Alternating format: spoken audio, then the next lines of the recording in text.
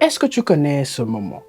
Tu es en pleine conversation avec une personne en anglais, mais tu as du mal à trouver tes mots. Les phrases ne viennent pas aussi rapidement que tu ne le voudrais. Et là, d'un coup, quelque chose en toi te dit, tu n'es pas encore prêt pour avoir des conversations en anglais. Et toi, tu y crois. Du coup, tu repousses et tu repousses encore les prochaines conversations qui se font de plus en plus rares. Mais ce que tu ne sais pas, c'est que cette loupe éternelle dans laquelle tu te trouves, le fait de toujours repousser à demain les conversations en anglais, ne vient que d'une seule chose. Et c'est exactement ce que j'ai prévu de t'expliquer dans cette vidéo.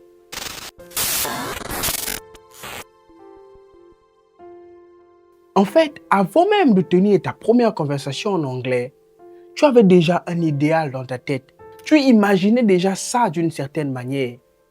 Pour toi, dès ta première conversation en anglais, ça devait être comme à la télé. Tu devais être fluent, tu devais être fluente. Les mots devaient venir rapidement, tu ne devais pas bégayer, tu ne devais jamais tâtonner, jamais oublier tes mots, jamais avoir du mal au niveau du vocabulaire. Ça devait être tout droit, comme ça se passe tout le temps en français. Mais voilà ce que personne ne t'a jamais dit. Quand on apprend une langue, on a le droit de parler imparfaitement. On a le droit de normaliser le fait de commettre des erreurs.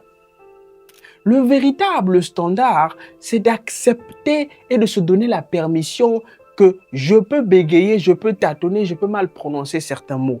Tant que ton standard restera, mon anglais doit être bon pour que je puisse considérer que je parle bien anglais, cette pression et ce stress ne partira pas. Le seul moyen pour toi de faire partir ce stress et d'oser enfin tenir des conversations en anglais, c'est de t'accorder la permission de parler un anglais imparfait, de parler un anglais qui a une erreur comme n'importe quel autre apprenant. Dans une conversation, il n'y a qu'une seule chose qui compte, c'est est-ce que tu me comprends et est-ce que je te comprends.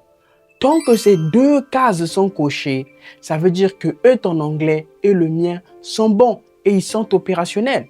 Alors voici le takeaway pour toi.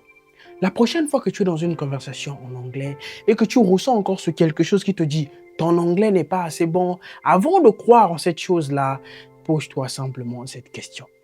Est-ce que la personne en face, ce qu'elle me dit, je peux comprendre ça? Et est-ce que ce que je dis, la personne en face a l'air de comprendre? Si la réponse à ces deux questions est à chaque fois oui, alors ta place se trouve dans cette conversation, à continuer à discuter avec cette personne et elle n'est nulle part ailleurs. C'est tout ce que j'avais envie de te dire dans cette vidéo. Je te retrouverai la semaine prochaine pour une nouvelle. Prends bien soin de toi. Ciao.